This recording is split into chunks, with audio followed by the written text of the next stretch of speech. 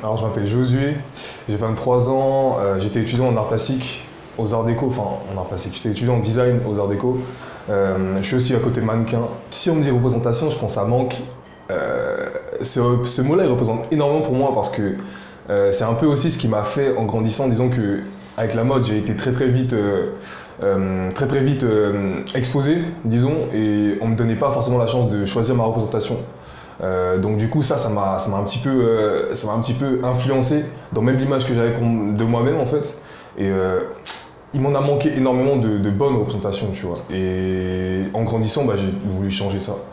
Mais je trouve que c'est aussi important. Enfin, disons que c'est... Ouais, un autre mot, c'est important aussi. Non, je pense que les personnes non blanches sont pas forcément très bien représentées dans la culture des médias. Elles sont même pas représentées, du coup. On pourrait discuter si elles y étaient, tu vois. Mais je pense qu'elles y sont pas assez pour qu'on puisse discuter énormément de ça. Et quand elles le sont archi mal. Donc, dans le cadre de la mode, est-ce qu'il y a besoin vraiment de vous donner des exemples?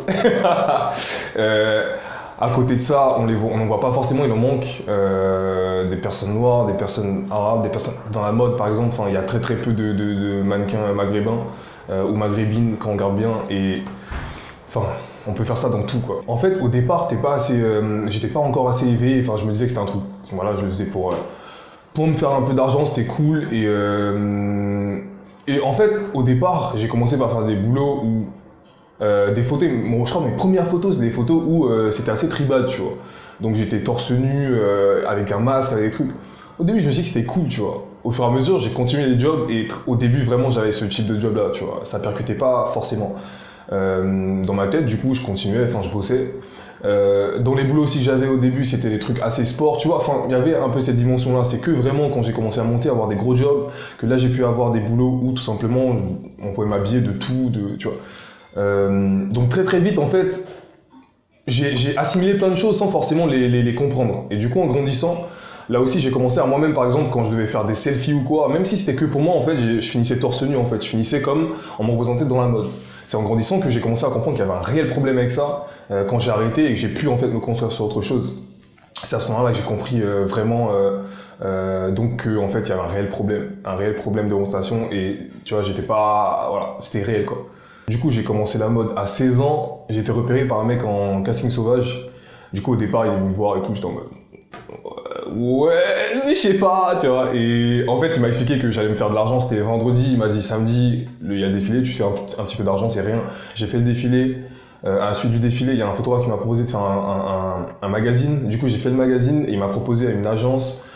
L'agence m'a pris très vite, j'ai commencé à bosser, très vite j'ai commencé à défiler, faire des boulots, etc. Ça marchait très bien. À un certain moment, je pense que avec chance ou avec énormément avec du destin, avec je sais pas quelque chose, il y a eu une rupture qui s'est faite parce que en fait c'était trop. Je pense que j'étais pas forcément prêt pour autant j'étais pas forcément prêt pour ce milieu-là. J'étais très jeune. Quand j'ai vu que j'ai commencé à vraiment changer moi-même, pas forcément ça se voyait pas, c'est-à-dire que j'étais pas arrogant, il n'y avait pas de tout ça, mais c'était vraiment juste dans ce que moi je me donnais comme plan de vie. Je commençais à tout changer en fait, je commençais à me dire ouais non en fait vas-y, je vais faire que de la mode, voilà, je me fais de l'argent, etc. Et non, en fait moi ce que je voulais c'était devenir plasticien. Donc quand j'ai vu qu'il y avait ce petit truc là, je me suis dit bon en fait tu vas arrêter, tu vas te construire, tu vas faire tes études, tu vas faire autre chose et ensuite peut-être tu reviendras dans ça.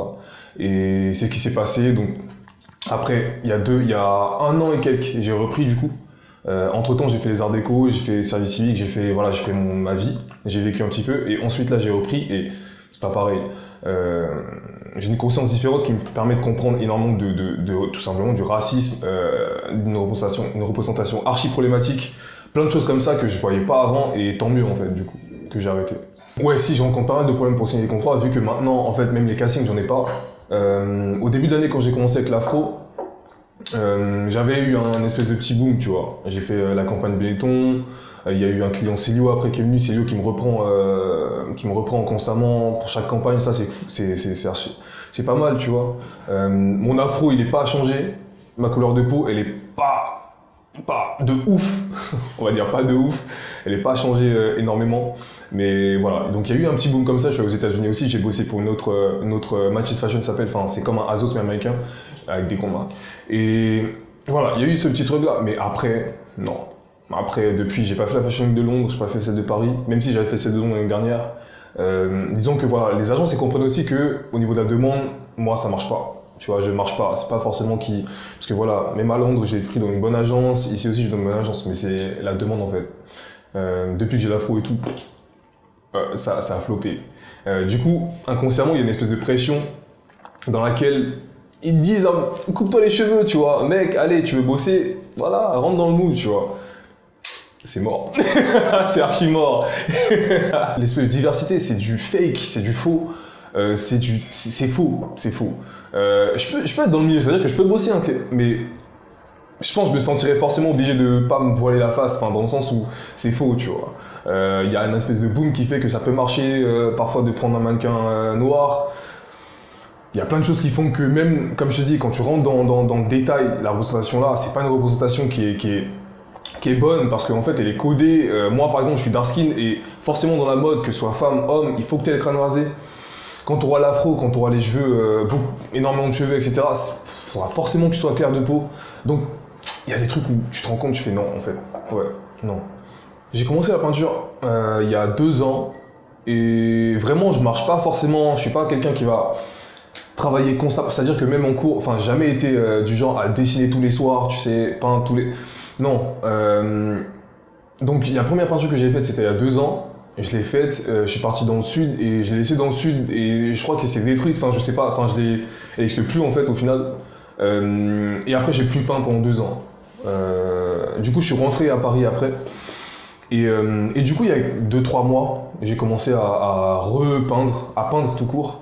Et du coup, j'ai commencé à produire une série de peintures. Mais disons que mon rapport à la peinture, je trouve qu'il faut surtout vivre en fait. Tu vois, enfin, pour vraiment produire, il m'a surtout vraiment fallu vivre des expériences, que ce soit même du racisme, que ce soit même tout ça en fait, pour vraiment réellement pouvoir juste m'exprimer en fait. Tu vois, m'exprimer. Aujourd'hui, c'est la peinture. Demain, ça pourrait peut-être autre chose. Mais du coup, c'est comme ça que ça a commencé et que c'est comme ça que ça m'a amené à ça. Il a fallu, même pour moi-même me représenter en fait, il a fallu déjà un cheminement. Parce qu'il y a un travail dans lequel justement je parle de l'hypersexualisation que je peux vivre, je parle de justement le rapport que je peux avoir à moi-même pour dénoncer aussi la manière dont à un certain moment moi je me suis vu. C'est un des seuls boulots où tu vois un homme torse nu, tu sais, sur un fond rouge, enfin c'est assez parlant disons, et la manière de moi-même me représenter, elle est archi importante. Et je trouve que c'est archi dur un peu, tu vois, de dire ce que t'es, de dire comment tu te représentes aujourd'hui, maintenant. Et du coup, on voit des lacunes. Quand on regarde bien dans mon travail, on regarde bien les peintures, on regarde bien les choix que je fais, on peut voir les lacunes que je peux avoir avec la manière dont j'aborde les corps, avec la manière dont j'aborde mon propre corps, avec la manière dont j'aborde tout simplement les personnages. Même pour...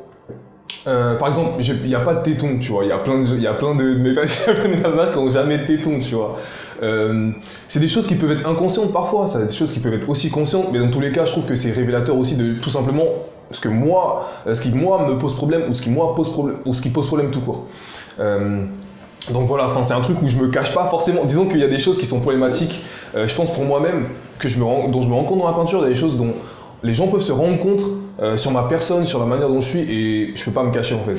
Pour le moment, je pensais vraiment avoir des critiques sur le fait que j'ai pas forcément encore fait de portrait sur une personne blanche, mais en fait j'en ai pas. J'en ai pas tout simplement parce que je trouve que l'espèce d'argument de dire qu'il est difficile de tout simplement s'identifier à des personnages noirs, etc., c'est faux, tu vois. C'est faux. Toutes les personnes qui ont aimé mon travail, qui ont été touchées par mon travail, ont été touchées par mon travail, pas forcément pour la couleur de peau des personnes que j'utilisais, même si ça fait partie de la démarche. Non, elles ont été touchées parce que le travail les a touchées, tu vois. Ce que j'ai mis dedans les a touchées. La partie d'âme que j'ai mis dedans a peut-être percuté, mais au final, ça reste un détail. Un détail qui est important pour moi, un détail qui est important pour énormément de gens, mais un détail qui finalement va devenir moindre. Parce qu'on va parler tout simplement d'art, tu vois, on va parler de quelque chose qui est pas matériel, c'est de l'émotion, c'est beaucoup de choses comme ça. Donc non, pour le moment, j'ai pas encore eu de remarques comme ça. Je t'avoue que j'ai pas encore eu de remarques négatives. J'ai pas encore eu de ça. Donc pour le moment, ça va. Enfin, voilà, on attend encore, tu vois. Je pense que ça va pas tarder. Je sais que ça va pas tarder, mais voilà. Pour le moment, ça va.